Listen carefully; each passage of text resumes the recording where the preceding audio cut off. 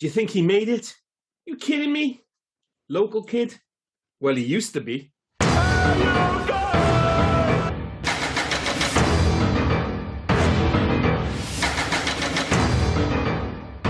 Welcome to the Hey You Guys podcast. We're your hosts, Liam and Rob, and this week we covered 1986's The Wraith, a film starring Nick Cassavetes, Sherilyn Fenn, Randy Quaid, and a surprising cameo from Charlie Sheen. It really is a cameo, isn't it? Yeah, 30 minutes. And a soundtrack, mind, that would be comfortable in the Rocky IV soundtrack. Yeah, I mean, the soundtrack is super 80s, but it's super 80s in the best way. Again, maybe because I had never seen this film before this. I mean, what is this, the kind of 40th, 41st episode we've done? Yeah, and two of the movies you've actually introduced me to. And when I say introduced me to, I mean really, like a Buckaroo Banzai I was vaguely aware of. This I had never even heard of. And now, having watched it, I cannot believe that this that it took until my 39th year for me to see this film. I mean, whether it's good or not is up to debate, but I thoroughly enjoyed it. And as you said, one of the things that really stood out is the soundtrack. And because it doesn't have that sense of nostalgia, it just sounds like the perfect 80s soundtrack to me. Yeah, a lot of these soundtracks can sound like somebody going back and trying to create the perfect 80s soundtrack. No, this one just is the perfect 80s. Do you know what? I know we cover soundtrack at the end, but it was like they had too many songs and they didn't know what to do with. Because 100%. The first 10 minutes had, 4 songs in it? Yeah, and a lot of them, again, they don't make... I was quite confused early doors, for instance, by that first chase scene with Nick Cassavetes' character, Packard Walsh. So obviously we're led to believe that he's like the ultimate badass in this film. You know, he's like the baddest of the bad. And I just want to go on record and say he's 27 filming this, but that motherfucker looks like he's 45 at least. Oh, he looks 45, 100%. Yeah. One of the questions, I suppose, is how old is he supposed to be in this film? He's supposed to be a kid, right? Well, he keeps calling other people kids, but none of them seem to go to high school. Well, the problem is, apparently there is no high school. The only things that exist in this corner of Tucson, Arizona, are a garage, a police station, an incredibly busy burger joint, and Kerry's house. Yeah. That appears to be it. And the only adults in this entire film are the police and Skank's uncle. Yeah, that's it. Well, certainly Kerry's parents aren't there because they don't seem to care that this absolute sociopath keeps showing up at their house and taking out their daughter. This guy who's, let's be honest, quite murdery, a little bit rapey, and yet nobody seems like that. Just seems to slide. It's like, oh well, she's got to deal with this. This young lady has to deal with this absolute lunatic. Has a weird obsession with his flick knife as well, like a weird obsession with it. He really does. But then. He's got that weird thing where he's got like the most bizarre gang in the world. Like it is the most bizarre gang I have ever seen in cinema history. Corner of an 80s high school. They come from every corner of it. You've got the jock. You've got what the fuck does Oggy wear for a start? Is Oggy. I don't even know what Oggy's going for. So yeah, what is he going for? I mean, you say every corner. And it's like they ran out of corners, so they started making up corners. They're like, well, we've run out of like the kind of the standard. You say the jock, the nerd, whatever. So we're just going to have this fucking guy. Although I'm still not sure about the whole Skank and Gutter Boy. Man, Skank and Gutter Boy. We'll get around to them in a bit. But Jesus Christ. Help me. But no, the soundtrack, as you were saying at the start, you've got this guy, he's supposed to be like the big badass of the town. And it's like, he gets into a race. The first thing he does is put on a race helmet, which, I mean, I know safety first, but actually looks a little bit lame when you're doing kind of street racing. Thank you, because I wrote that down. They're the town badasses. They're thieves, murderers, but they're safety conscious when it comes to the racing. Because they all very safety conscious. So you've got to remember, this is my introduction to the film. I don't have that recollection of what a big badass it is. This is this is the first time I'm seeing Nick Cassavetes as Packard. I'm seeing this weird ass gang. They're forcing a kid off the road. I mean, my first instinct is just like, my God, every car in this film is fucking awesome. But again, we'll get to that in a moment. So I'm like, okay, this is supposed to be the bad guy, the bad guy. His gang's pretty bonkers. And then all of a sudden, he's putting on a racing helmet to race, to do a street race for pinks or papers or whatever you want to call it. And in the background, when he's doing this race, is the song Secret Loser by Ozzy Osbourne. Yeah. And I'm like, wait, is this a comedy? like, is he a badass, or are they telling me it's like he's trying to be a badass in this tiny little corner of Arizona, but he's really a nerd? Because at this point, I'm still not sure. But then, of course, the murder, the rapey stuff starts happening. I'm like, oh no, he's a bad apple for sure, despite being relatively health conscious and wearing a racing helmet. But yeah, that whole intro, while bizarre, did immediately introduce us to one of the greatest car lineups I've ever seen on screen. Like, all these cars couldn't be more Liam if they tried. Like, they're just, like, you know, I've got the list here. I don't even know where to start. Let me have it. Beyond the Dodge M4S Turbo Interceptor, which is a thing of absolute beauty and actually exists, doesn't it? Because it was used as a pace car in the IndyCar World Series. Like, it looks like a thing from the quote-unquote future, but it is a real car that existed. But the other ones, I mean, you've got Packard's late 70s Chevrolet Corvette, Oggy's 1986 Dodge Daytona Turbo Z, Minty, I've got down 1977 Pontiac Firebird, Skank / Gutter Boy, because they come as a pair, as we know, the 1966 Plymouth Barracuda, and even Rughead gets a 70s Chevrolet pickup, which is kind of cool. So you said those cars, I'm like, they're all my dream cars. You said Minty with a question mark. So Minty was the jock who they stole the car from. I know. So Minty is the jock guy, is the guy with the leather jacket. Oh, I thought that was it. Oh, yeah. Sorry, my bad. So he's got this leather, but he looks like two different people, because you see him with his leather jacket, that's fine. But then when they're in their not so secret hideout, he is wearing a tax accountant's visor and glasses, which makes him look like a completely different person. Because I always, like, as a kid, I'm watching this film going, where did that guy come from? And where did he go after this? And then I realized, it's the same dude. It's Minty. I think with Minty, I think I got him kind of conflated with Oggy at some point in terms of their names and characters. So I think that's the issue. But yeah, I know what you mean. So when you said about Oggy, I was like, is Oggy the jock? I was like, no, Oggy's not the jock, because Oggy gets killed pretty early, doesn't he? Oggy's the guy wearing the crop top, the really long like Say My Name, the John Cusack Say My Name coat, but with a crop top and a bandana. obviously. Oh my god, it really is worth stressing to anyone who hasn't seen this just how fucking batshit this and what, sorry? The weight gloves. He's wearing those weight gloves. And he's wearing the weight gloves. There's such, I mean, if you have any doubt as to how crazy this gang is, I mean, it's got Clint Howard in the gang. I mean, let's be clear, he's great in this. But he's one of the weirdest looking human beings of all time, and not what you would consider your traditional gang member as Rughead. I mean, basically all I can see is, like, he's Google for 1986. He keeps Google in a briefcase. Like, that's his power, I suppose. That's why they keep him in the gang. But again, it comes back to, and I think I mentioned at the top of the podcast, the whole thing about this being a weird-ass gang is because it's a small town. You've got this one psycho who's like, well, I need a gang. And he's got so little to work with, because apparently only 15 people live in this town, that he's like, well, I'm just going to have to make these guys into a gang. And you do get that kind of vibe. Like, you know, they're pretty crazy, but they do pass off, obviously, Skank and Gutter Boy as fucking drinking hydraulic fuel and sniffing WD-40, which, let's be clear, I'm pretty sure we kill them dead. Is amazing. Did you notice the WD-40? I had it written down. I don't know, they might not have been able to get the rights, or it might be something else. Oh, it's a different name. It's like WD-20. It's WD-20. I actually noticed that myself, because I was like, oh, that is WD-40, right? I was like, I can see the tin. I was like, WD-20. I was like, is that what they call it in America? I was like, okay, fair enough. But, you know, they're sniffing things and drinking hydraulic fuel, for fuck's sake. Skank is, but I don't see Gutter Boy doing it. So what's Gutter Boy's excuse? And I will go on record right now and say I loved Gutter Boy. I love the little noise. I love the little noises he makes when let's be clear. How many minutes are we into this podcast? That is, without question, the biggest statement we will make on this podcast, that you love Gutter Boy. Gutter Boy's performance was, I've got this written down here. Let me see, and this is verbatim what I've got written down. Gutter Boy's performance was a fucking disgrace. That's what I have down for Gutter Boy. I hated Gutter Boy's performance. I hated it. I love the noises he makes. Like, he's so unsure what's going on. And at first, the scene in the car when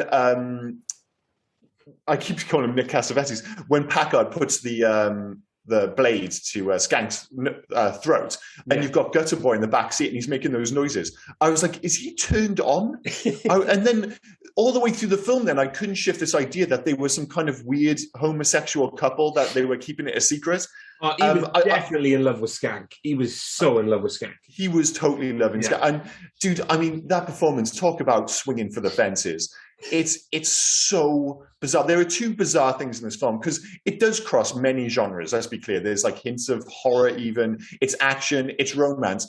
But for brief moments with Gutter Boy in particular, and one moment where Skank, where the Wraith shows up at their amazingly 80s futuristic garage, shoots the place up, and then Skank just appears in the rafters like a fucking cartoon. I'm like, wait, why are we randomly going for broad comedy with these two guys?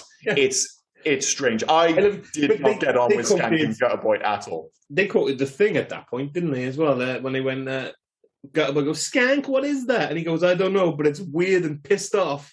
And that came from... it was a cool quote. Yeah. I don't know, but that is one of the, as you say, like, earlier, there was like 3 or 4 locations in this film, and one of them is this bizarre-ass garage. And I mean, obviously, I'm like, is their job just to steal other people's cars? Maybe, that appears to be it. But it's a bizarre building in so much that the outside is a piece of shit. The inside, it looks like futuristic as fuck. It looks like an MTV version of a garage. It's unbelievable. And I was like, why does the outside look so crappy and the inside look so amazing? And then it was answered to me later. It's like, because they want to blow it up. They're not going to build a lovely, like, the inside's a set, the outside's a real building. And in fairness, there's some questionable action scenes in there, some, early Michael Bay overcutting, especially with the death scenes. Yeah. But when they blew up that garage, it looked impressive as shit. Yeah, and I'm pretty sure Rughead got a bit singed on that one, because that looked close. It was very close. I was glad that Rughead survived, but I mean, we haven't even mentioned the fact that this film makes zero fucking sense. Before we get to that, I do want to go just really quickly, before we leave Skank and Gutter Boy. Mm-hmm. They had one of the best interactions ever. And I say best interactions, it's awful. But I was going to use their quote as my beginning quote, but I couldn't do it. But I will say, like, when they're in the car and Packard comes to meet them, when they're at the random quarry lake thing, and they go in there, there's a lot of duck butter on here, isn't there, Pack? And then Skank's Gutter Boy's in the back going, Quiff City. I don't know what the fuck is going on with that. It is so gross. He is so gross. And as I said, I didn't find him funny. It confused me about their relationship. I think we should draw a line under Gutter Boy. Don't get me wrong. I enjoyed this film a lot. I enjoyed nearly every aspect of it, despite the fact that it's objectively quite bad. Okay. But the Gutter Boy performance, it just didn't work for me. Last question then, before we move on. How do you shoot the passenger floor and take out the steering? Nobody knows. I'm not even sure how he managed it. That was my... And again, if you want to end on a high/low note, that was my least favorite scene of the whole film. Him being asked to load a shotgun, and they spent far too much time with the camera on Gutter Boy at that point, being a blubbering little mess. It was just like, how long? This is a 90-minute film, and it feels like we're spending 45 minutes of it looking at fucking Gutter Boy being a blubbery little skirt before he shoots the floor out and somehow takes out the steering. Oh God, that scene. Well, they're all badasses, but they're all just cocking up in so many ways. You mentioned you don't know what they're doing, why they're stealing cars. There's a throwaway line in the futuristic garage. Mm-hmm. Where they say about selling parts to some guy, and he said, that old dude was pissed. So they're basically running a chop shop. That's literally running a chop shop, Sorry, I interrupted you anyway. So no, it's absolutely fine, and that's a great example, because this is a perfect example again of one of those movies that's never going to get made again. Like, this belongs exclusively to the 80s. And this is one of the great reasons I love not only going back to seeing these films that I loved growing up, but also a film like this, which I've never seen before. Because if you make a film like this now, it'd be too knowing, too winking. It's objectively bad, but in such a unique way, that kind of I like these films because they're great and bad at the same time, and you don't get those films anymore. And we've talked before about films like Snakes on a Plane or fucking Sharknado. It's too winky. I can't stand those films because they're trying to make good, bad films, whereas they're just trying to make a good film here. And a big part of it is that magical 80s movie-making equation we've referenced so many times. Great idea times cocaine plus 90 minutes equals movie, or in this case, equals The Wraith. And they were just like, listen, we've got this idea, we've got loads of cocaine, and more importantly, this film has to be around 90 minutes. And they will just chop out extensive dialogue. I'm sure there's a version of this film which makes a little bit more sense, where they have greater reference to the fact that they're running a chop shop, or a little bit of sense made out of Charlie Sheen's magical Wraith character and why he looks different, and none of it makes sense. So they're just like, no, we're keeping this to 90 minutes and we're going to cut. That's all on the cutting room floor, and that's all there is to it. So let's talk about the Wraith character, because I have an answer to what I'm going to assume is one of your questions about him. Every time he kills somebody, a metal rod or a metal thing... Please. That is top of the list of questions I have. And I assumed it was an unanswerable question. So if people are listening to this podcast and they haven't seen the film yet, every time, and I know we haven't mentioned the Wraith character or Charlie Sheen, but we will get into it because that's pretty much the meat of this. Mm-hmm. But every time he kills one of the street racers, a piece of his armor that looks like metal apparatus around his legs and his arms kind of disappear from him when you show it. Yeah. So the reason they make a really big effort to emphasize, like, oh, he's killed someone, this part of his suit, because he wears like this kind of futuristic racing suit, and there'll be like a metal, almost like he's kind of previously broken his arm or his leg or something, and it disappears, and they make a big fuss out of it to say, look, it's disappearing because he's killed someone, but then no explanation. So you pretty much answered it. And the director, Mike Marvin, was it Mike? Yeah, Mike Marvin. Mike Marvin, yeah. The man who famously made Hamburger the motion picture and produced Hot Dog the movie. This is the kind of quality we're talking about. He had gone on record and said, apparently he wants you to know this from the film, and nobody has a fucking clue, but it's him getting stronger. So you said about the fact that he's broken his arm, and that's pretty much what it is. Because he's been destroyed, his old body was destroyed. Mm-hmm. Every time he kills somebody, this Wraith character gets stronger, so he doesn't now need that apparatus around him. It makes no sense. No, in the movie, whatsoever. It makes absolutely, even as I explain it, it still makes no sense. But basically, it's meant to hint on screen that the character is getting stronger for him to carry on, or for him to battle, I guess, Packard. Yeah, I mean, that would have made sense if they'd had a scene like the gang had gone in. And again, we'll get to that whole scene with him and Kerry and stuff. But if they'd gone in and they'd beaten the hell out of him and he died in hospital, if he'd been in one of those scenes when Kerry had gone to see him and he's laying there on the bed and he's got his leg up on, is being hung and he's covered in cast and metal things. You'd be like, oh, but he died in hospital. You think that makes sense? But they just stabbed him and then put him in the back of a car and threw him off the edge of a cliff. It really makes no sense. I don't even think they stabbed him, because the way it showed Packard on his back, he just kept swiping it along his back like he was just drawing noughts and crosses on him. Yeah, it was really bad. So yeah, that makes no sense. And it kind of leans into this whole thing, because it took me a while to kind of cotton on what was going on. Of course, I'm like, well, Charlie Sheen's the main guy, so it kind of has to be him, I suppose. But it's kind of like The Crow, but more confusing. That was the way my wife and I, when we were watching it, described it. It's got elements from tons of other films. The intro is super 80s. The intro is maybe the most 80s thing I've ever seen. Yeah. Well, the intro with the lights coming down. That is so Close Encounters, isn't it? It's incredibly Close Encounters. But even it reminded me of Starman with Jeff Bridges, stuff like that. Starman. It reminded me of 101 different 80s sci-fi films. But I loved it, the fact that it was reminding me of all these 80s sci-fi films. And then at the end of it, it's like it has the car, it's backlit from nowhere, and the character, this kind of super cool biker from, at that point, I'm not gonna lie, I'm assuming it's an alien, obviously. Yeah. And I'm like, it's just totally backlit and it poses to no one. It's just posing just for the sake of it. And you've got the music playing, that great titles card with the Wraith. And I'm like, mate, I am on. I've never been more on board for a film so early into its running time. I was like, yeah, this is ticking every box. And then, of course, you get all those cars rocking up. They end up racing with that kid's Trans Am. I'm like, I fucking love Trans Ams. Yeah, man, I was on board early doors, despite the fact, again, that large parts of this film really don't make any sense. I mean, we've already kind of touched upon it. The fact that Charlie Sheen obviously coming back as the Wraith is supposed to be Jamie, but why doesn't he? The only thing, they were just like, well, we want him to have a love interest with Kerry, and we can't have the love interest with Kerry if he looks like her dead boyfriend. So we're just going to have him look like Charlie Sheen instead. I guess that's it. Although she jumped on him really quickly. Oh, 100%. Yeah, but look who she's like. She's with an absolute sociopath. And then you get the really sweet but super cool, like Charlie Sheen, let's be clear, it's not just the cars. That dirt bike he's riding, the XL dirt bike, is fucking dope.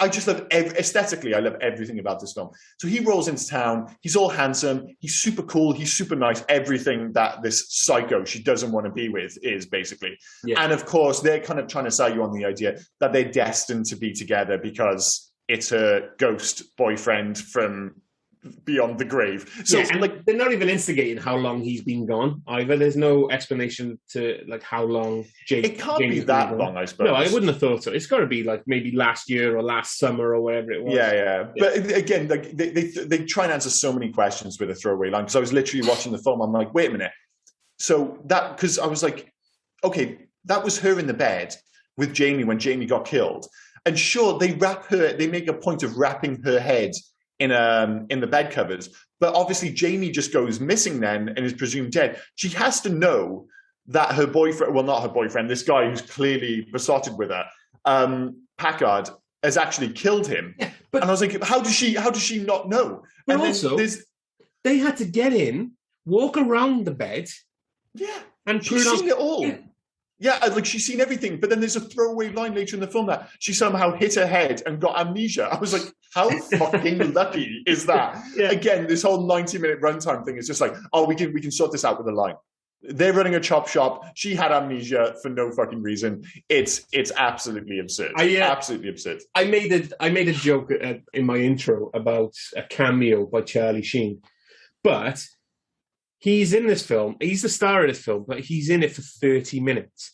So he shot all his scenes in a day, and it was basically a layover.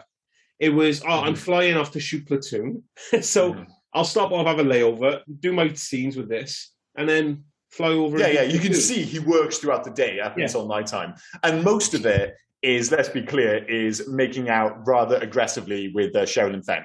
Yeah. Like there is a lot of making out. I had a massive crush on from this film when I was a kid. Oh, dude, like she is smoking hot. And let's be clear, this does do the 80s thing where there's just like quite a few, like, let's just get some boobs into this film. Yeah. And yeah, her boobs are pretty awesome. Like there's no two ways about it. I loved her eyes. Her eyes were like this weird turquoisey blue. Why did you have to say that? She does have lovely eyes, but you make me look like an absolute monster now, where I'm like, oh, she's got great boobs, and you're like, oh, she has the most beautiful eyes. I love her character. I love her spirit. I love her spirit. And I'm like, oh yeah, I think she's got a great personality. All you can do is fix it on a boob. She's got a great personality. Come on, she does have a great. Come on, mate. But the thing is, I know, I'm a savage. But all I knew her from was as Audrey in Twin Peaks. Yes. So it's such a different character kind of thing. And she is actually really good in this. Like, jokes aside about the fact, the boob thing and stuff, like she is actually pretty good in this, despite the fact, again, she spends a lot of time just making out with Charlie Sheen. But again, I don't blame her, because the whole relationship with Packard, at least usually with these kind of films, you have the whole,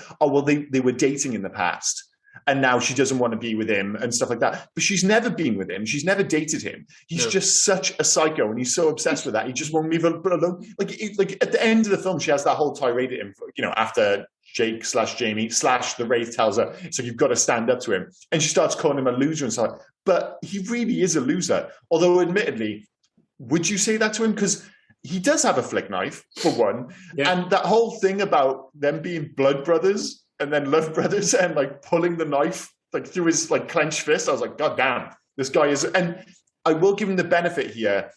He is a psycho for sure, but he appears to have no fear. Like when the Wraith shows up and he's got that futuristic shotgun with all the lights on it, which is super cool, and just starts shooting the place up, Packard doesn't flinch. He puts the shotgun in his face. He doesn't flinch. Later on, he gets the drop on Packard, pushes him into the cemetery, and there is literally a gravestone with Packard's name on it as the Wraith stands above it. doesn't faze him. No, doesn't faze him. He's fair play to him. Like, he's a monster, but he's a bit of a badass. How blind is Skank though when he's trying to find the guy in the graveyard? Where is he, dude?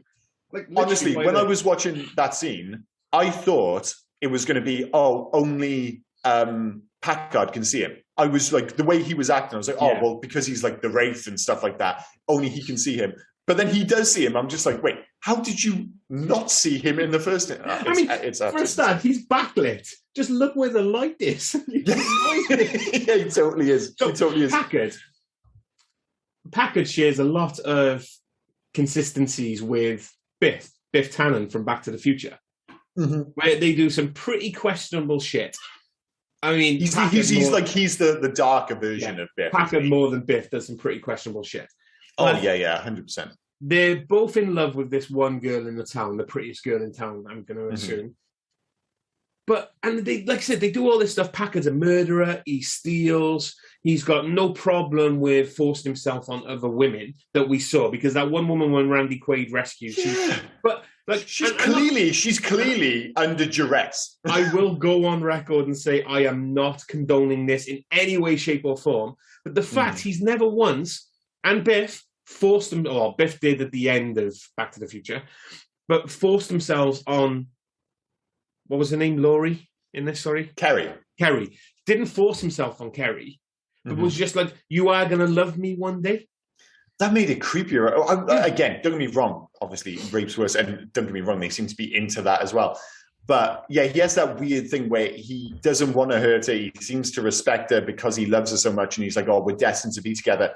And the thing is, you get a lot of that because, as you've already mentioned, Charlie Sheen only gets 30 minutes of screen time in this film. So for large swathes of it, it's kind of like Nick Cassavetes as Packard feels like the star of this film almost. Yeah. Because he gets so... That's why I said at the beginning, starring Nick Cassavetes. Yeah.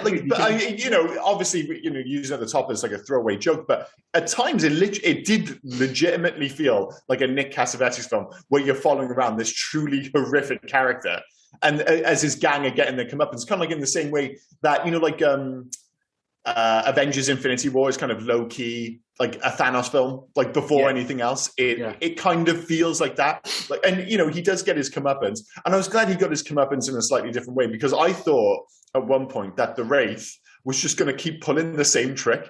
Like, we're going to race for a while, and then I'm going to appear side on the road. The car's going to crash into me and explode. Yeah, very cool. And then it did the exact same thing again. I was like, is it just going to kill every member doing the exact same switcheroo on them? I was like, well, they did mix it up at least. He did drive into the garage and kill Skank and Gutter Boy by just running directly into them. Skank and Gutter Boy would never, I can't see them two being racers. I can't see Packard letting them race. What was it? The Cuda-mobile?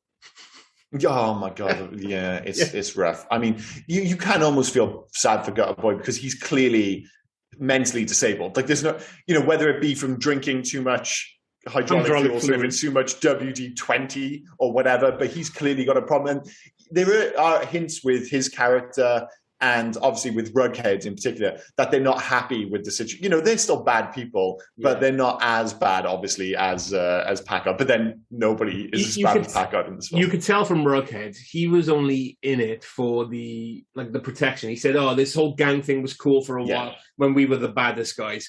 But he's not like, they didn't use him for the murder of Jamie because they knew he would be a grass, basically.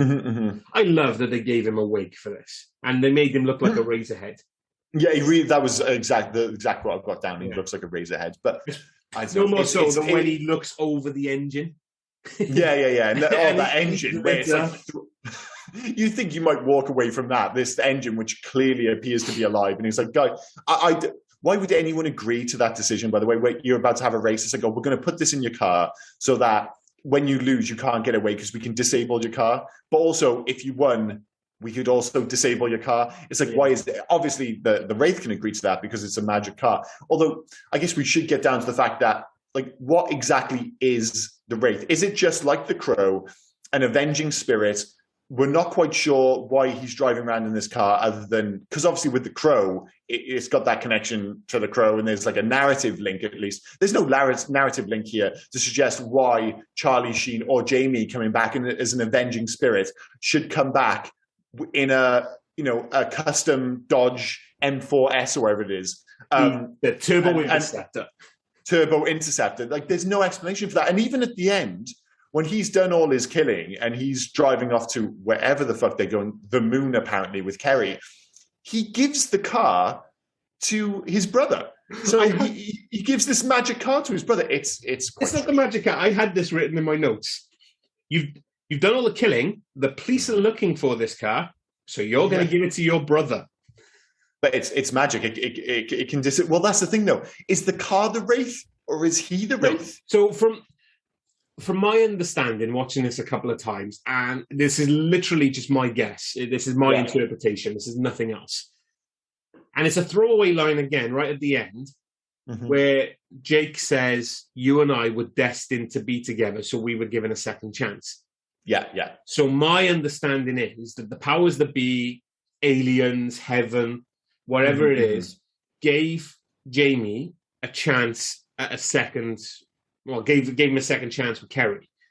I love that idea that it's like you get a second chance, you get like a number of choices. It's like you can avenge your death and you can get your girlfriend back. It's like, what do you want? Well, I'm going to want that Dodge Interceptor I saw at the IndyCar World Series. And could you make me look like Charlie Sheen? And like, done and done. Get him down there. And it's I think that's where it is. To the races. Because they're street races, he has to event, and like they give him something. So they give him the power to be the best street racer, I guess. The best car. Yeah.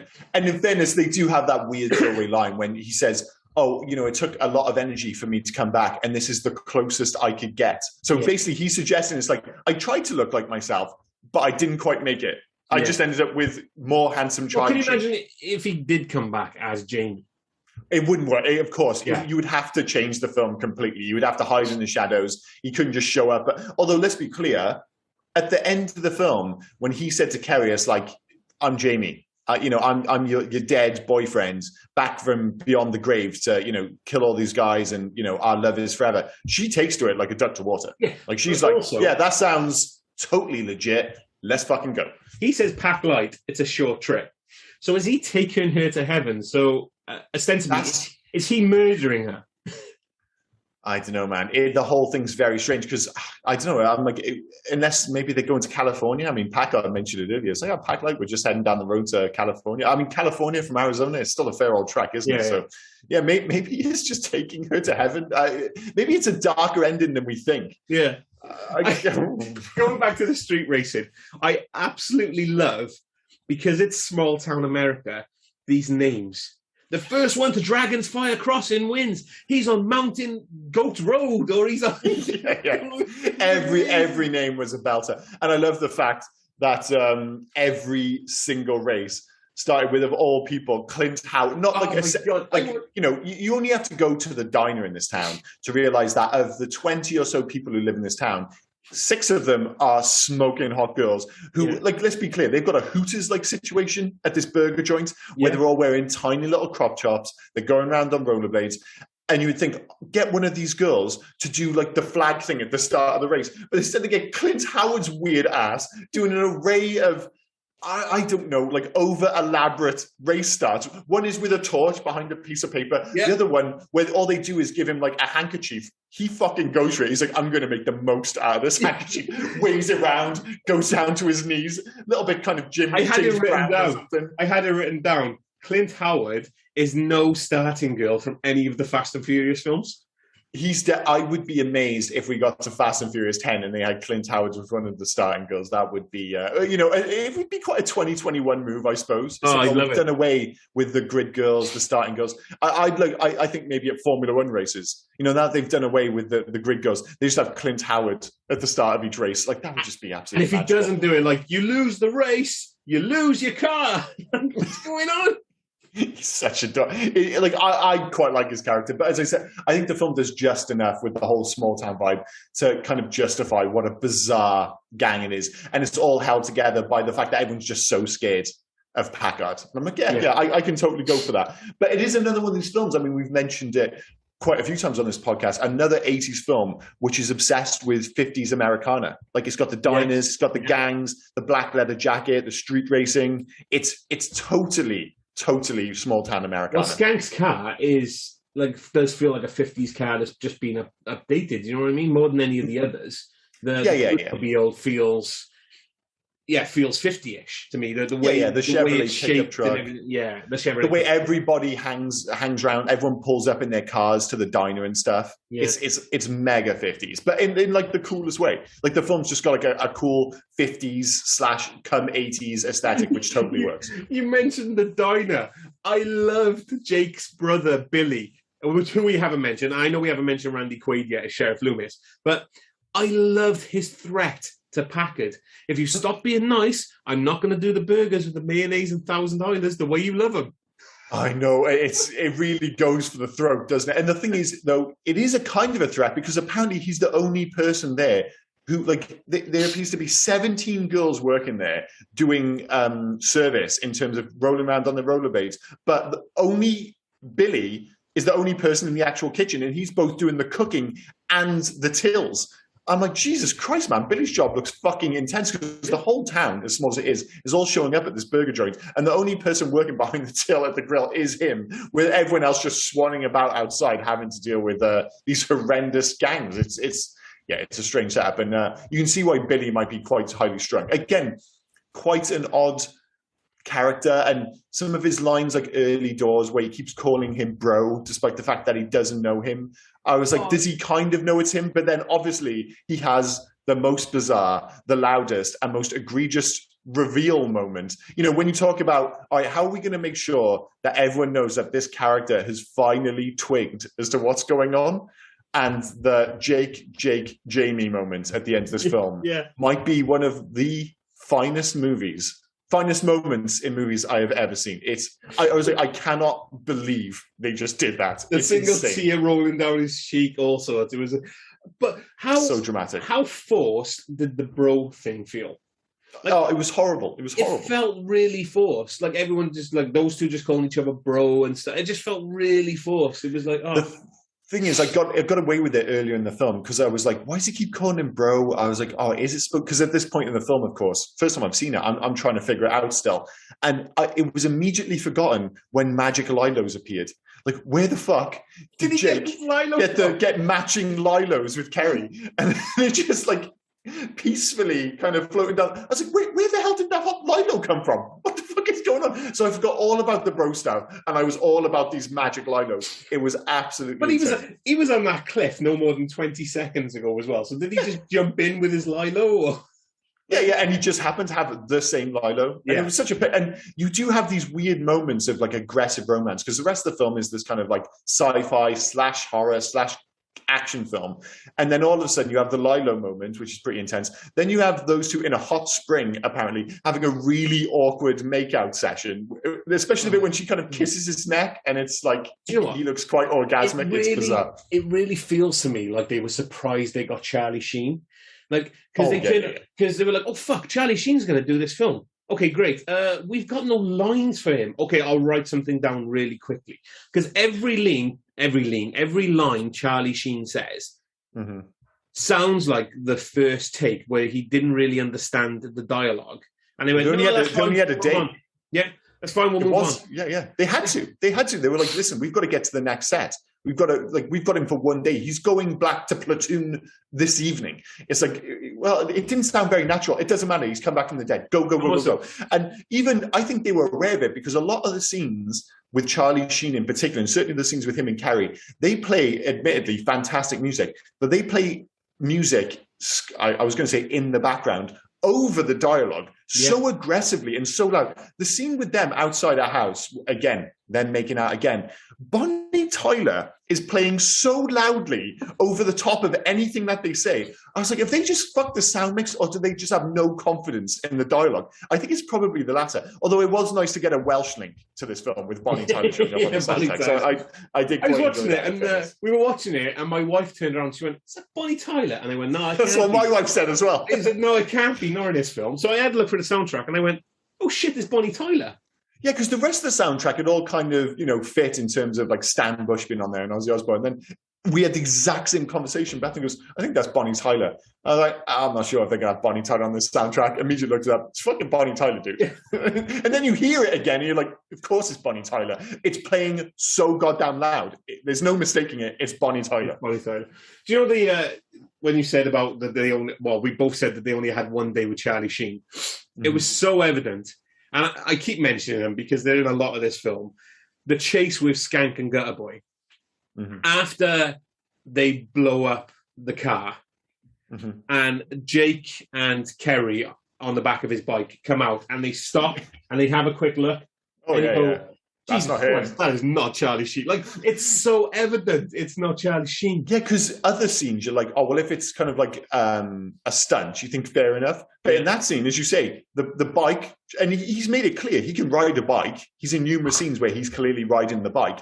The bike pulls up, as you say, the camera is on them for a good 5 or 6 seconds. And they're almost like daring you to say, well, that's not Charlie Sheen. That's not even close to being Charlie Sheen. That guy looks like a foot taller. They made no effort to change his hair either to make it look like Charlie Sheen's hair. There's no effort whatsoever. It's strange. And that is one of the things I guess we've got to talk about with this film is the whole Charlie Sheen situation. Because, of course, a lot of people going into this film now, I think they'll associate him with 2 things. Probably 2.5 Men, which was obviously a massive, almost like borderline cultural phenomenon. On TV terms, I think it certainly was.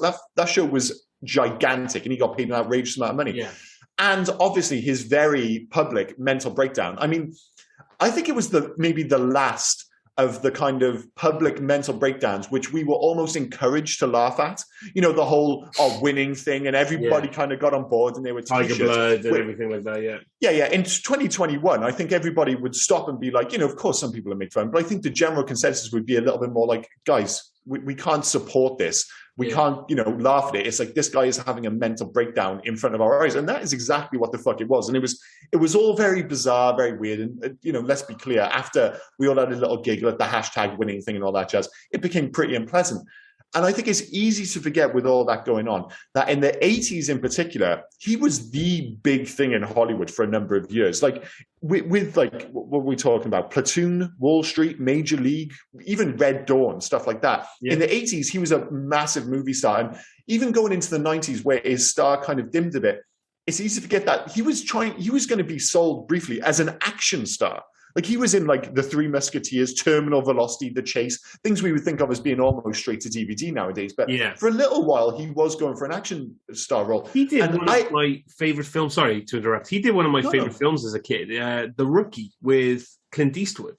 Oh yeah, that's a good one as well. That was in his 80s, kind of more prestige-y, right? Yeah, well, that was 1990, so it was just coming. Yeah. On the cusp.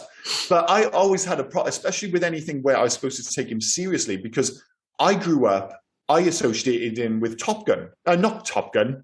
Hot Shots. Christ. Hot Shots, Top Gun. I have them so kind of intertwined.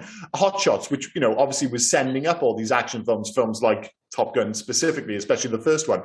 So because I so clearly associated him with that film, whenever I saw him in other films, I always thought he was going to deliver a line afterwards or do something dumb. So I could never buy into him as an action star because of Hot Shots. It was so ingrained in my head that he was, in the same way that Arnold Schwarzenegger was the Terminator, he was the Hot Shots guy.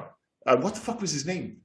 Topper Harley. Topper. I was trying to imagine how the girl said it. Oh, Dopper, when they're doing the love scene. Yeah. And she has like the olives in her stomach and stuff. Yeah, that's what I think of. Oh, Dopper.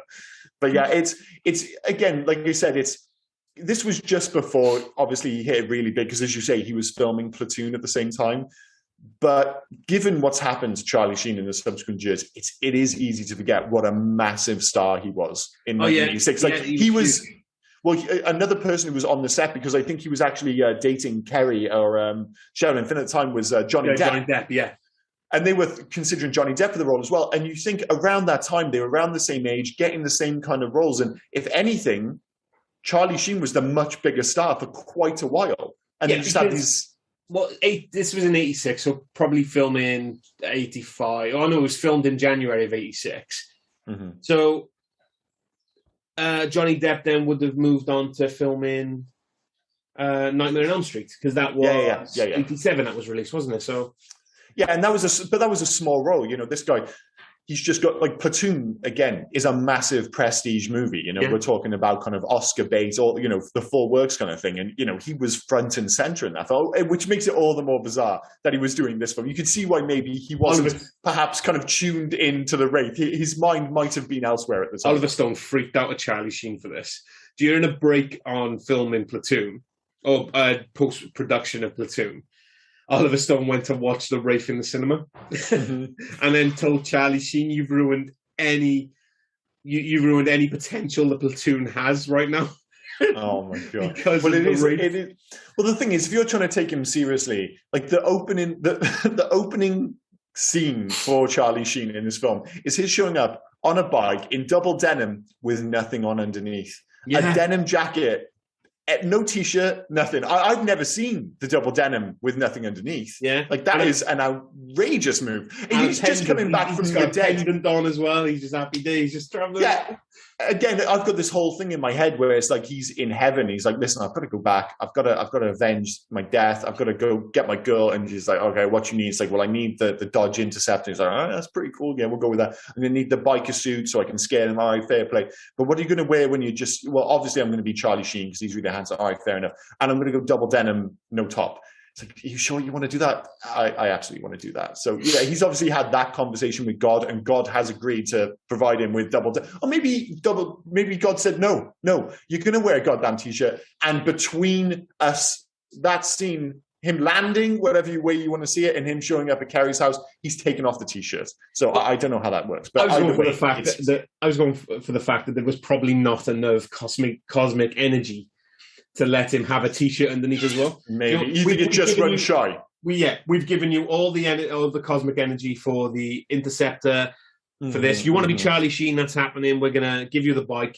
We're going to give you clothes. Oh, hang on. No, I've got nothing left to give you a t-shirt. Are you okay just going to Arizona in just a denim coat? It's pretty hot. It's already, you're like, let's be clear, if you're going to, Tuscaloosa, Arizona, it's going to be really warm. You're already wearing a denim coat. It's like, dude, I'm sorry, man. I just don't have any t-shirts left. There's just no magic left for t-shirt. It's like, dude, it's already pretty hot in Arizona. I'll be fine. And I feel like we're already connected. She's going to fall in love with me. The important thing is, let's be honest, I look like Charlie Sheen. So already, I'm already kind of, I've got a foot up here. So yeah, I think he's fine. I think it's worked out fine. Because she went straight into, like, the second time she saw him, and the absolute second time she saw him was when she finished the big case. She wouldn't get a ride from Billy, but he was like, hop on. She went, okay, jumped on his bike, off for a ride to go, and then he's got that straight thing, into backing him. They were just going for it. Like, the second time she met this guy. And obviously they're aware of that in the movies, because there's a similar thing in Ferris Bueller's Day Off, isn't there? Yeah. Where he's clearly like a bit of a druggie in that. And Ferris's sister runs into him. Is it in school or at the police station? It was at the police station. Police station, handcuffed, wasn't he? Yeah. Yeah, and he just looks absolutely goose. But they're playing the music, and he's just being that kind of like cool, like, I don't really care, but I'm cool and handsome. And she totally falls in love with him immediately as well. So that was the power that Charlie Sheen had in the 80s, the power to make any girl fall in love with him, apparently immediately. Of course, we're led to believe that there is a certain amount of magic and maybe God is on his side. But still, I would say it's largely the power of Charlie Sheen's face in 1986. Yeah. So, I'm going to... I have to say something as well, because I'm going to get shit for this if a couple of my friends listen to this. And I didn't mention Navy SEALs as well. Charlie Sheen did in 1990. We talked about all the films, and we didn't mention Navy SEALs. Where Bill Paxton, his nickname is God in that film. It's called God. Yeah, that is swinging for the fence. All I remember, I've never actually seen that film. Again, I had that whole Charlie Sheen issue because I saw Top Gun. I couldn't take him seriously. All I remember is the poster, which again is a perfect example when talking about this film. Is that even a film, like you said, Navy SEALs, like I remember the poster. Like a lot of these films, I may not have seen it, but we had Cardiff Video Hire when I was younger, and it was one of the biggest video stores in the country back in the late 80s. Oh, well, it would have been the early 90s. And I remember all the covers so vividly because that was the one on Albany Road, wasn't it? Albany/Richmond Road down the corner. And a big part of the experience of going there was just going around and looking at the covers, even for the films like I wasn't able to watch, which, whatever. But like this film, I just have I can't remember seeing anything about it. I can't remember hearing about it. I saw the poster. I was like, that poster is fucking dope. How have I not noticed that poster before? It's bizarre, but and I have to thank you, as I said, between this and Buckaroo Banzai, they are two of my favorite movie watching experiences of this year, unequivocally. And as I said, both of them aren't necessarily great films, but I still love them both. It shocks me because I know your film background because it's pretty much like mine. So when I come around and I say these type of films, you go, I've never seen it, I always get shocked going, but then I think about it and I think, well, not many people would.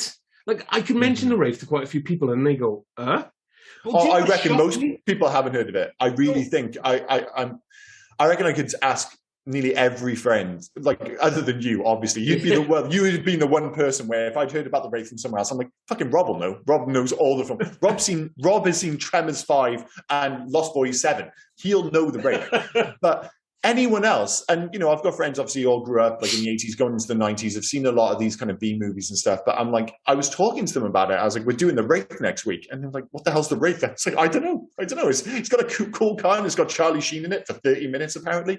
But it's one of those films. I do hope that people see this through the links or maybe even listen to the podcast and give this film a go because, again, just to specify, it's not a well-made movie. You can usually look at the director's back catalogue, and as we've already mentioned, this is the guy who famously made Hamburger the motion picture and produced Hot Dog the movie. It's not a fantastically made movie, but there's something about it, man. There's something about this film. It's so fun to watch. Let's use the old "Hey You Guys" adage, which is, it's not a great movie. It's not a good movie, but it's a great watch. Which, again, is a perfect line for this film. It absolutely is. I almost feel like at this point we should move on, but we can't without mentioning Randy Quaid as Sheriff Loomis. Thank you. No, yeah. His love of sugar and what is that other weird thing he does? I forgot what they're called. Paper chains. That weird paper chain interrogation scene. It's almost like, I'm going to have a few things in this film. And he just keeps pouring the sugar. I'm like, dude, stop pouring sugar. This is insane. It's an underwritten role for sure, but because it's Randy Quaid, it just makes it memorable. And his use of the word maggot as well. Yeah. He just is the 80s kind of road ranger police officer kind of thing, with the glasses, the hat, the language, as you've already mentioned. Like, he just ticks all the boxes. And for a while there, I was actually worried watching this film. I was like, are there going to be any cops? Because again, Packard and his crew seem to be getting away with murder. And I thought it was always going to almost be like a Need for Speed / Grand Theft Auto system where the cops just show up. If something really bad happens, they'll chase you down, you'll get away from them, and then all's forgotten. But in fairness, there is the story with Loomis is a major part of the narrative, right down to him just kind of accepting that magic is in the air. It's like, well, there's no point in chasing this guy anymore. It's a magic car and it's got a magic driver, so we're fine with this guy. So maybe that's how Billy gets away with the car. He's just like, I'm not fucking with that. That car's from God himself. Because I love it. He's told everyone, look, Packard's gone, everyone's gone. So we're not going to continue. And then the next day, they're going to see Billy drive the big K's in this fucking turbo interceptor, and they're going to go, shouldn't we chase him? No, magic's gone. We can't catch him. It's fine. Like, what the... What's going on? Should we not even question Billy? I mean, was Billy in the car? Because they haven't seen the person in the car. Like, wait, was Billy in the car? And of course, Billy is like the prime suspect. They killed... they'll be like, we've always had our suspicions that Packard and his crew killed his brother. He's obviously found out. I don't know where the fuck he's got this Dodge Interceptor from, but he's clearly gone out and killed the whole gang. And now he's just rolling back into town and we're not going to question him? Come on, man. I reckon The Wraith 2 should just be a 90-minute interrogation of Billy as he just cracks under pressure and ends up doing time for his brother, who's now clearly killed Kerry and taken her to heaven.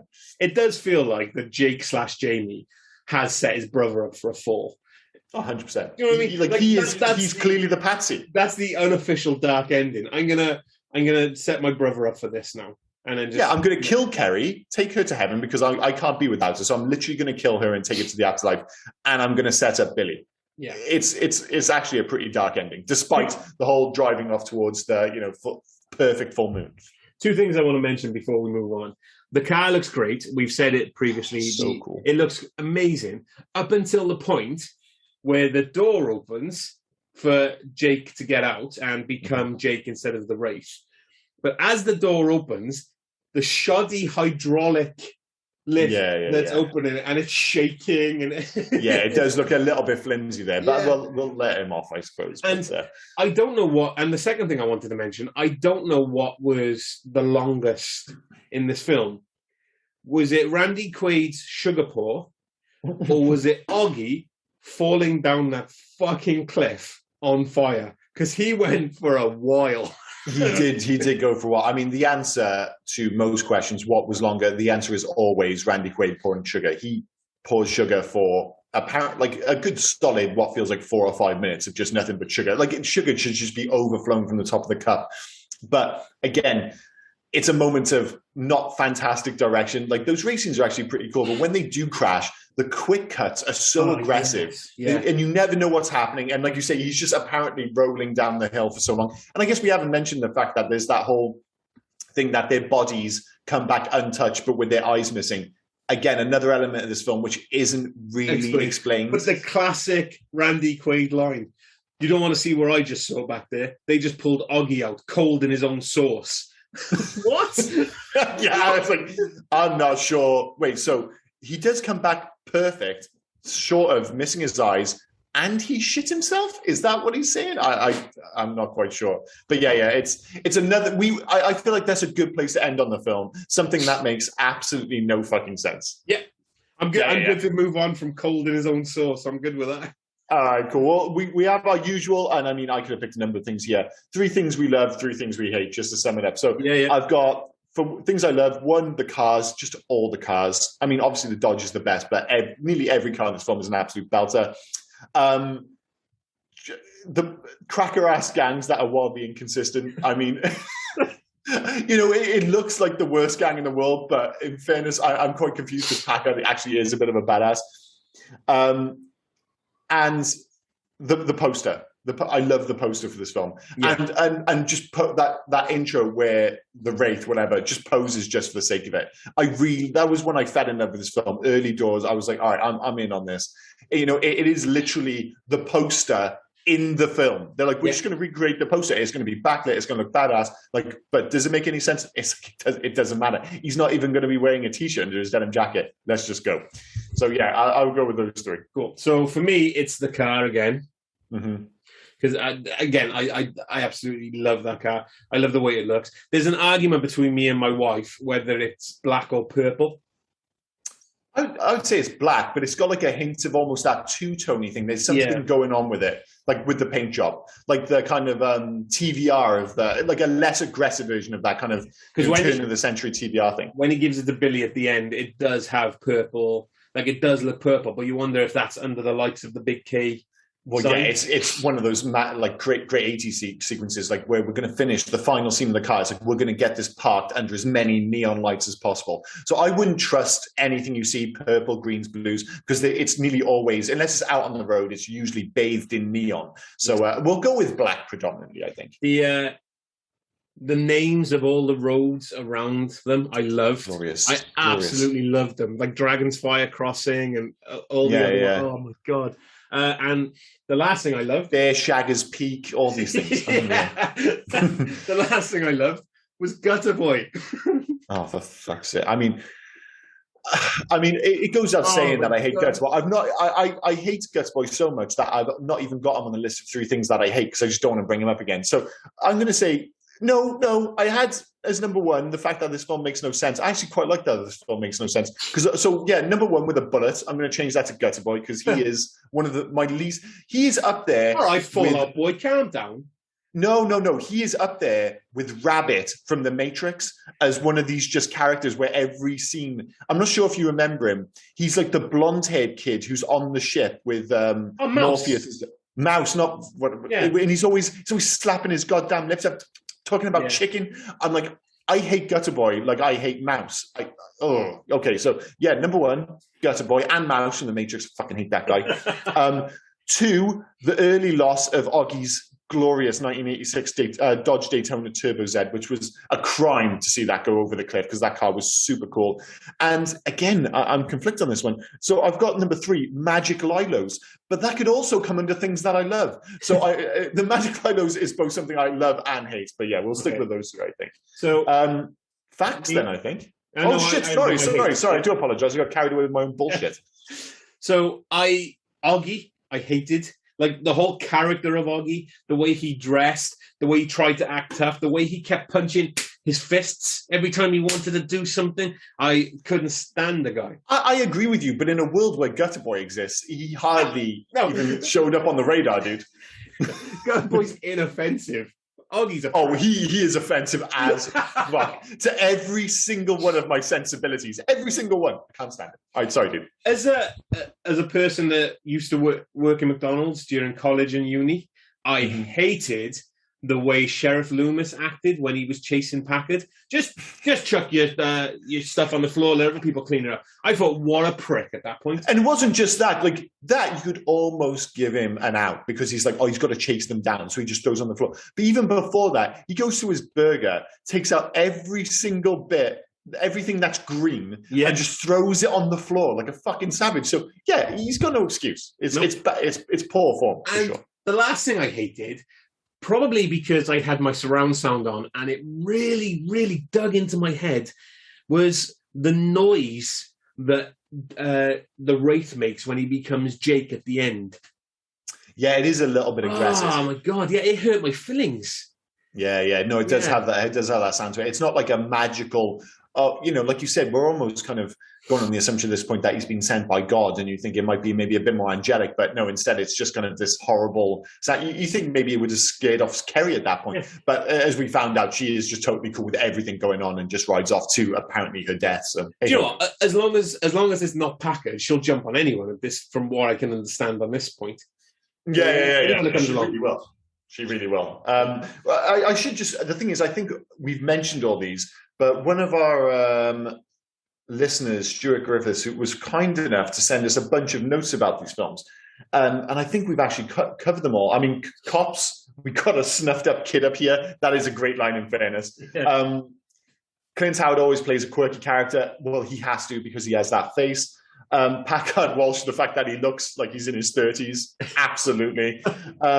Cheryl Finn, the fact that her parents just are nowhere to be seen. Again, we've already mentioned this. It's insane. What is that about? It's insane. Yeah. Where the hell are your goddamn parents? I mean, Packard's flick knife and how like it is a bit of an 80s trope. A dude just showing up with a flick knife. That's totally. Is it a flick knife or a? Yeah, it is a flick knife. Yeah. The whole dodgy Blood Brothers lover scene. That like the fact that he calls them Blood Brothers. It is. That scene is pretty dark. When he pulled his knife out of his hand and the knife came out clean. I thought that was weird. That was weird. Yeah. But his final point, and I think the most prevalent, Gutter Boy, worst acting ever, and he is useless. So thanks for that, Stuart. Really hit the nail on the fucking head there, buddy. Are you saying I'm on my own with Gutter Boy? You're absolutely on your own with Gutter Boy. So with that bombshell, let's move on to facts. Yeah, no worries. Okay, so there's not really many. Not many that stand out. You mentioned a lot of them, in fairness. Yeah. So I got a long one to start with, but it's more about the car. So the black car featured in the movie was a real-life technological wonder, the Dodge M4S, a joint effort of the Dodge division of Chrysler Motors and PPG Industries. One of the highly sophisticated PPG pace cars for the PPG Kart IndyCar World Series.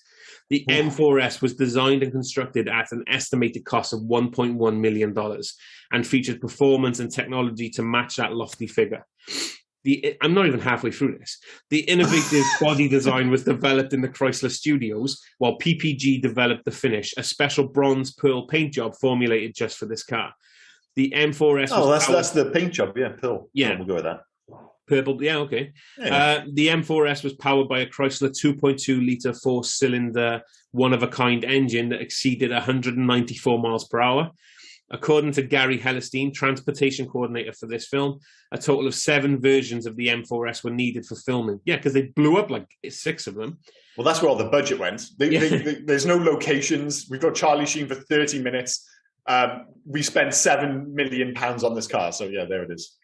The original on loan from Dodge was used for close-ups and details. 2 more drivers consisting of perfectly detailed bodies on dune buggy chassis were used for stunt driving chores. There were 4 shells, empty bodies on bare towable frames that were sacrificed in various crash scenes. Awesome. It's dope. It's a great car. And again, one of the things I was surprised with, you hear about these films and you think, oh, well, I'm surprised I've not heard of it. It's like, how have I not seen this Daytona car before? Because it looks iconic as fuck. It's all black. It looks like kind of Kit from Knight Rider on steroids. It's a dope ass car, and I'm just like, how have I not even seen the car before? When you did the teaser for this episode, and the picture, it was all new to me, and I saw that car, and I was like, dude, that car looks fucking amazing. Just from the picture, I was like, it looks cool. Especially, I imagine, I'm 39 and I'm looking at this car and having a slight erection. It's ridiculous. Like, if I'd seen this film when I was 8, I would have lost my mind seeing that car. Like, why isn't that in the pantheon of 80s racing cars or movie cars alongside, Back to the Future and Ghostbusters and whatnot? But you've answered it. It's because nobody has heard of this film. Well, yeah, but I just feel like the car should have lived on beyond it. I mean, the comparison for me is always Buckaroo Banzai, because another film I hadn't seen. I was aware of it, but again, only because of Ready Player One, not because, I remembered it from my youth. And obviously he has the car in that, or a van, whatever you want to call it. And I can get why that wasn't memorable, because it was actually a little bit shit. Yeah. It was kind of cool, but it wasn't great. Whereas I see this like Daytona Interceptor from the future, I'm like, it's so badass. So yeah, the star of the show for sure. Yeah. Dedicated to the memory of Bruce Ingram, who worked on a film as an assistant cameraman. He was the single person killed when the camera car overturned. And the next fact is actually, so while filming a chase sequence shot on a mountainside outside of Tucson, or Tuscan, however you want to pronounce it, a crew member was killed and another was critically injured. According to supplementary material on the DVD, a camera car was overloaded and overturned. This was the only serious accident during the filming. Well, it's a pretty serious accident. Yeah, it is serious. Yeah, it's pretty funny. If you're going to have one, Jesus Christ, that is pretty rough. You mentioned this one. Johnny Depp was on set. He stayed at the hotel that they were all there because he was dating Sherilyn Fenn at the time, or Sherilyn Fenn. According to Charlie Sheen, when he appeared on Jay Leno's Garage, I shot this in a pit stop on the way to the Philippines to film Platoon. Sheen said of the Wraith, Oliver Stone went and saw it in the movie theatre and called me so angrily afterwards. Sheen recalls as Stone was genuinely worried that Wraith was going to soil people's opinions of Platoon. Well, I think, because he's trying to sell this guy as like the lead of his film, and the last thing they've seen him in is it's kind of like the bizarre kind of equivalent to Michael J. Fox making Teen Wolf just before Back to the Future, and those releasing at the same time. But tonally, they weren't a million miles off. Whereas you're trying to make a prestige Oscar-worthy picture in Platoon and trying to sell Charlie Sheen as a star, and then you see the fucking Wraith is released, within a couple of weeks. Like, Jesus Christ, Charlie, what the hell is this film? Do you know what surprised me more than anything? Why aren't you wearing a T-shirt, Charlie? Charlie, please tell me why you aren't wearing a T-shirt and your denims. Do you know what surprised me more than anything? I saw this film. I think the first time I ever saw it was probably on the Sci-Fi Channel. Late at night. Seems like the place for it. I've seen it on. I own it on digital. I own it on DVD. I've seen it a number of times on TV. The fact is said, Oliver Stone went and saw it in the movie theatre. This doesn't feel like a film that should be released theatrically. Oh, I reckon it would have been, though. Yeah, of course it was going to be. It was Charlie Sheen, but it doesn't feel like a theatrical release film. Yeah, maybe. But again, we talked about this before. This is so 80s. This is back when you get big movie stars making films where, like we've said before, it's like the modern day equivalent of a movie star, something like The Rock, and every film feels very safe and every film is very PG-13. Whereas these guys would all make films where there was boobs, there was violence, there was all sorts going on. They're just like, those were the films that were not only getting made, but they were the ones that were making big money at the movie cinemas, because this was back in the days when people who were 40 years and older went to the goddamn cinema, So all this stuff now would be Netflix, it'd be HBO. Well, maybe not HBO. It might be a little bit too prestige for the Wraith, dare I suggest. But we live in a very different time now when it comes to movie, and it's a little bit sad that we do, in fairness. I wonder if I would have hated Oggy as much with this next fact. Johnny Depp was considered for the roles, as you already said, of Jake, but also Oggy. Yeah, I mean, could he have made it work? I mean, Oggy had a lot going on. Gutter Boy, I keep forgetting the actor's name for Gutter Boy, but that's all on him. That was his performance. It's not how he looks, it's the performance. Whereas Oggy, it's very much the look, isn't it? It's like you've got, straight away, you get put in the outfit and you're like, man, what the hell am I going to do with this? Do I go all out? Do I swing for the fences? You kind of have to, a crop top, the long coat, the bandana, the gloves. Dude, you're kind of damned if you do, damned if you don't when you're put in that situation, I suppose. Gutter Boy was Jamie Bosian, by the way. That was his name. Yeah, well, yeah, Jamie, you've really shit the bed on that one, buddy. Mate, no, you haven't. You've got at least one fan. Don't worry about it, dude. No. Just one. Not at least. Just one. Each time the Wraith kills one of the gang members, a mysterious arm or leg brace is shown vanishing. This was meant to signify the Wraith getting stronger with each realized act of revenge. The scenes confused audiences because it's not really obvious as you watch the film, but it was confirmed by director Mike Marvin in interviews. So Yeah. Doesn't make any sense. The place where the Wraith arrives to Earth is a desert crossroad. In several beliefs and superstitions, a desert crossroad is considered a place to meet supernatural beings, in addition to dealing with the devil. Yeah, I associate with dealing with the devil, with Faust and all those other things. But yeah, fair enough. We'll go with that. When the Wraith kills each gang member, their bodies are left undamaged. Undamaged. Underdamaged? Fucking hell. Underdamaged, yeah. That's I'm going to start that again. Because they are, they're still missing their eyeballs, so they are underdamaged. You'd expect them to be in a worse condition given the crash, but they're still missing their eyes. So yeah, let's go with underdamaged. I'm going to start that again. When the Wraith kills each gang member, their bodies. You're derailing this goddamn podcast, Rob. You're derailing the podcast. We've done so well up until this point. Shut up. You quoted bloody Fallout Boy, so... Oh, yeah, I did do that. Fair enough. When the Wraith kills each gang member, their bodies are left undamaged, although their eyes appear to be burnt out. This concept was included in the film with no explanation as to why it happens. Director Mike Marvin later attempted to explain the idea, likening the scenario to when lightning strikes or when a body spontaneously combusts, but the fire damages nothing else around it, and this being the opposite effect. He also inserted a flash frame at the moment of each car crash, as this was the last thing they see before they die, which evidently burns their eyes out. This motherfucker was just grasping at straws at that point. Somebody asked him what's the point with the eyes, and he was like, I don't doubt that maybe he had these ideas in his head, but again, they had that whole, like, listen, we're making this 90 minutes. That's all there is to it. But it's like, I haven't explained the eyes thing. So I go, I'll tough tits. Or maybe it is one of those things he can't see the woods for the trees. And in his head, it's like, oh, it's obvious, right? It's so obvious. No, Marvin.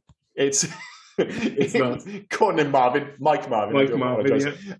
No, it wasn't clear at all. Watching this film in 2021 for the first time, no maths. It was not clear. Sadly. Watching this film late 80s, early 90s, it still wasn't clear then. Yeah, fair enough. And finally, from me, then, the scars on Jake's body matches where Jamie was cut and stabbed when Packard and his gang killed him. I mean, no shit, Sherlock. That actually worked. I know you joke about that, but that did work for me because, again, going to this film and not knowing anything, I was like, oh yeah, that probably is Jamie, because I was confused for like a good 15, 20 minutes this film where I was like, I have no idea what the fuck's going on. So I'll give him the scars match up, but yeah, as for the eyes missing and the leg braces and stuff, no, I was just like, I was hazarding a guess, and when I hazarded a guess, in fairness, it wasn't far from the reality, but you really do feel like the director himself clutching at straws for sure. Yeah. So that's the only other one I've got is the film was actually released in the Philippines, bizarrely, as Black Moon Rising Part 2. Very strange, considering it's not a sequel. Also stranger, that Black Moon Rising is an actual film that was released the same year, written by John Carpenter, starring Tommy Lee Jones. Tommy Lee Jones, where he nicks the car with Sarah... Yeah. So it's a Black Moon prototype vehicle that can drive like 325 miles per hour. So the good folk of the Philippines have seen it and gone, this looks like a sequel to Black Moon Rising. And someone's like, well, it's not. But it's like, but they both got the black cars. Just call it Part 2. It'll be easier to sell. And off to the races they went. So in the Philippines, this is Black Moon Rising Part 2, despite the fact that it's not Black Moon Rising Part 2. Question for you. Have you seen Black Moon Rising? I haven't. It is one of those films where I remember the poster. Tommy Lee Jones's giant head and Linda Hamilton. It's very drawn, that kind of 80s style where it's not like photos. It's very painterly, I suppose. But I assume it's not. Linked to the rating anyway, other than in the Philippines. No, it's not linked. I'm just saying because I've seen that as well. But the reason why I asked is because another reason why they might have classed it as a sequel is because Black Moon Rising also stars Nick Cassavetes. Does it really? Yeah. Okay, well, there we go. It's got a car and it's got Nick Cassavetes. It's clearly Black Moon Rising Part 2. 100%. Fantastic. Yeah, that's it for facts. So I guess, we've already mentioned soundtrack. I mean, it is, as we already mentioned, a masterfully 80s soundtrack. I mean, Secret News of Ozzy Osbourne. I mean, I could literally go through the entire score. I do. It's not a score, it's a soundtrack. But Young Love, Hot Love by Jill Michaels. What an absolute belter. A Matter of Heart by Bonnie Tyler. Again, that could be Welsh favoritism, but you can't miss it because they play it so loudly in that scene. Heart versus Head by Stan Bush. But the standout for me, without question, is Hold On Blue Eyes by Lamarca. Like, that's really? The song of the film for me. The one for me is the beginning song, because it's the actual main theme, but I've always loved it. It is good. Where's the Fire by, written and performed by Tim Feehan. Oh, see, that's a belter. I literally should have just written down the entire soundtrack. I should have written every song because they're all great. They are fantastic. They are all great. It's a rare occurrence as well, where we're actually agreeing on, not soundtrack, because we always agree on the theme songs for the films and all that, but we don't usually agree on the actual songs within. Yeah. The actual, we're usually more on board with like the score, but not necessarily the soundtrack. Yeah, in this instance, the soundtrack is back to front. And as I was watching the film, and it's just another belter come on, I was like, God damn, these songs are all amazing. And of course, I didn't know all these songs. I was just like, they just sound great. Because as I said, in the first 10 minutes, they didn't know what songs they wanted to use. So they used like 6 of them. Yeah. Dude, we've spent all our money on cars and goddamn songs, so we're going to put all the cars in the film and all the songs. There are more songs and cars than people in this film. No doubt about it. 100%. That's why they couldn't afford any adults. And the thing is, I wonder, it's like, if you listen to this podcast, you hadn't seen the film and you just went straight out, like, I'm just going to bang the soundtrack on Spotify or whatever, would you enjoy it as much? I do feel like you should watch the film first. Like, it's just, don't get me wrong, the songs are still great, but they work so perfectly in this film. It's a perfect marriage of soundtrack and movie. It just works. No, despite the fact it's so aggressive. I probably wouldn't have enjoyed Win in the end if I didn't watch Teen Wolf. Maybe you're the best around, maybe, from Karate Kid. These are all belters, but I admit I think they're already great songs, but they are undoubtedly elevated. You think of some of the songs like Transformers, the animated movie, some of those, it's like, would I have loved it? I don't know, but because when I hear it, I also think of Optimus Prime being a badass or being dead. Spoiler alert for that film. We really should do Transformers the movie on this podcast at some point. We could do, yeah. We absolutely should. Well, we've got nothing but time. We've got nothing but time. That's pretty much it for soundtrack. So I guess we're just left with video games, right? Is that it? I've not missed anything. Yeah. This one, I mean, there were 2 really obvious ones for me. If you were going to go old school, I was thinking Spy Hunter. So instead of... Sorry, before you go on, we've got to say that there was no video game for this film. Because usually... No, they're unbelievable. I could be down to the... And dude, we missed Legacy as well, FYI. Oh, shit. I didn't write anything for Legacy. There isn't Legacy. There isn't any Legacy. Except for the fact that there is a company in America that makes these cars. And maybe Black Moon Rising Part 2. Maybe as kind of the only unofficial sequel in the Philippines. So yeah, I do apologize. I missed the Legacy because apparently there's no Legacy. But yeah, if I was going to go old school, I would go with Midway's arcade classic Spy Hunter, but obviously with the Wraith shooting down gang members, all that nonsense. But realistically, what I'd go for is something, again, keep the story to a minimum and just go with Need for Speed, specifically in the style of Need for Speed Rivals, which was, I think, the first Need for Speed released on the PS4 and Xbox One, because the levels look so much like Arizona. Like, I remember tearing around, and it is one of those ones where you're driving around in supercars, the cops just appear from the road, you have the chases with those guys. But obviously in this, a big part of it is that Burnout style where you're tracking down gang members. Of course, because it's a video game, you're going to need more gang members and you're going to need more cops. So maybe it actually be tucked in like the town or the city, as it were, because it's a much bigger place rather than this little pissant place on the side of it. But I would just go with a pure, aggressive combat racing game along the lines of Need for Speed Rivals. Same kind of location, just with that badass car taking down, it doesn't even need to just be, maybe the guys, like Nick Cassavetes, I keep calling Nick Cassavetes, Packard's Chop Shop. You could do a film where the guys he's working for, because they've killed Packard, they come to town, like maybe they're like the Triads, they're a really big gang. They come down in small numbers first. you in your car, playing maybe as Billy now, as the new Wraith, you take them out, and then they send like all the power of all their guys from like the big city down to take you out. So it gives you an excuse to take any number of goons and gang members off the road in your souped up Daytona Interceptor. So that's what I'd go for. Billy taking down Need for Speed style. There's two styles that you'd have. The one you've just mentioned, I'd make it like twisted metalish. That's a good shout. But the one I really would go with is a cross between Burnout and Wipeout. That's a good one. Yeah. Well, Burnout, similar to Need for Speed. Rivals, I'm pretty sure that one was still being made. It might have been the first one made by Ghost. Yeah. But, it wasn't far from the Criterion days, and they're the guys who made Burnout. So we're on the same kind of track here, for sure. But you'd cross it with Wipeout, where you'd have that, because the futuristic styles of the Wipeout, and I know they're more like spaceships, not car, but that kind of futuristic-esque look. Yeah. Burnout, yeah. Well, maybe that's the thing. You could... Why couldn't you set this in the future? Why couldn't you have it in kind of the idea that, it's not just specific to Charlie Sheen as Jamie or whatever you want to call it. It's like, every so often God will bestow his powers of super awesome racing car and mega awesome racing suits upon somebody who's been wronged in the world. So why couldn't it be some kid in 2048 who's been wronged by a local gang member, so he's racing around in like a futuristic car? You could still have the same goddamn Daytona car, because it wouldn't look out of place in 2048. To be fair, this could have had as good a history on DVD as The Crow. Yeah. I'm amazed this film hasn't. And looking online, it clearly does have, people who love this film really love it, and I totally get it. But it hasn't caught on. Like, it really is a cult movie in the most. Sometimes people say, "Oh, it's a cult movie." I'm like, it's a bit popular to be a cult film. This is a cult film. 100%. Yeah. People who love this film clearly love the shit out of this film, but we're talking about 15 people. So yeah, it'll be interesting to see the numbers we get on this podcast, by the way.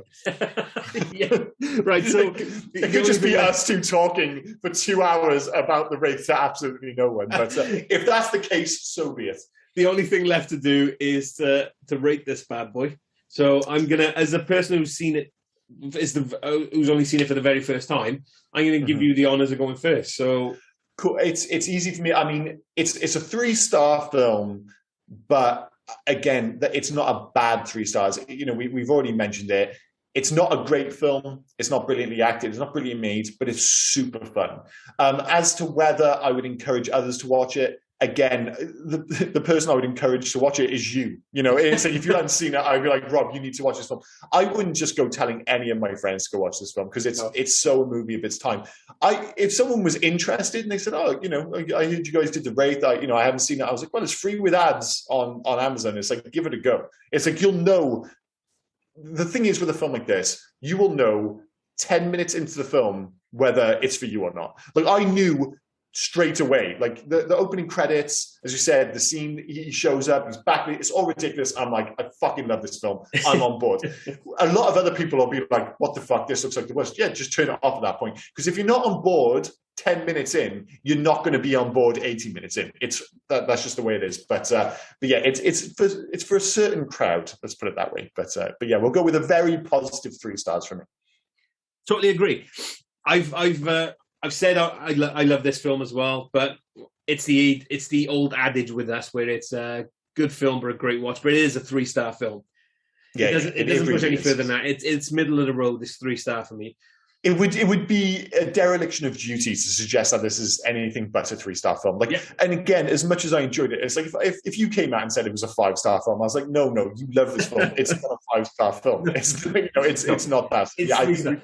We both landed, despite the fact that you grew up with it and I'm watching it for the first time. I guess it's reassuring that we've both landed in almost the exact same place. Yeah. Would I recommend it? Like you, not to everybody. This is the kind of film where I would probably see it that it's going to be on Sci-Fi at 1 a.m. in the morning. So I pop it on my Facebook going, ooh, the Wraith's on, record it. Do you know what I mean? But it's not like I would go to certain people and go, you haven't seen a Wraith? Are you serious? Like, Your friend's mum. Yeah. Susan, you haven't seen the Wraith. You must see the Wraith, Susan. You must see the Wraith. I love the fact that I do have a friend whose mum's name is Susan. Dude, if you don't say that to Susan now, I will be so disappointed. I got it off. The thing is, you've got to get someone to record it. I have to see the look on her face. Susan, you must see the Wraith. Yeah. How have you not seen the Wraith, Susan? Are you not a fan of Charlie Sheen, Susan? Jesus. Oh, anyway, that seems like a great place to wrap things up. I guess the only thing left now is what we're doing next week. So always the plan is that, and we won't reveal them all, but we are going into Christmas season, and we are going to do 4 Christmas films back to back. 4 of our favorites. So it's the Hey You Guys quadrilogy, we're going to call it. Quadrilogy. Christmas. Hey You Guys, Christmas quadrilogy. And people only know that word quadrilogy, I feel, because of Aliens back in the day, because they used to have the box set. Before, obviously, you had Prometheus and stuff, and it was Aliens, Alien 3, and Alien Resurrection. It was always the Alien quadrilogy. Am I saying Quadrilogy. Quadrilogy. Jesus Christ, even I'm fucking up. You want to throw an O in there somewhere, don't you? Yeah, I really do. It feels like there should be a no in there. So we're going to do the Hey You Guys Christmas quadrilogy, and we're going to start with absolute classic of our youth, Home Alone. It seems like the perfect way to start, a great way to get people into the Christmas spirit, because I feel like everybody loves this film. I mean, I feel like Home Alone is the chocolate of movies. If someone says they don't like Home Alone, it's the same as if someone tells you they don't like chocolate. You just look at them and go, you're a fucking psycho. We're not going to be friends. We know somebody like that. We know somebody who doesn't like chocolate. Do you really? Yeah. I thought you were going to say somebody who doesn't like... See, that's the thing. You're more likely to know somebody who doesn't like chocolate than doesn't like Home Alone. That's how fucking awesome this film is. This is going to make my cousin's day, because she loves this film to the point where she watches it once a week, and I'm not lying, once a week. She now watches it with her 2-year-old daughter, who watches it once a week. And she sent me a video where she turns around and says, "What does Kevin do?" And the little 2-year-old girl goes, "Ah!" Puts her hands to her face. It's the cutest thing you've ever seen. But my cousin blames me for this because I gave her the video when she was younger. So I'm to blame the fact that she loves Home Alone. She would have found it anyway. It's not like you gave her the Wraith on Blu-ray and she loves the Wraith. It's like, dude, I don't think you can be blamed for being like, "Oh, I brought over Home Alone." You're going to watch Home Alone no matter what. I mean, don't get me wrong, you're the instigator for sure. There's a level of blame.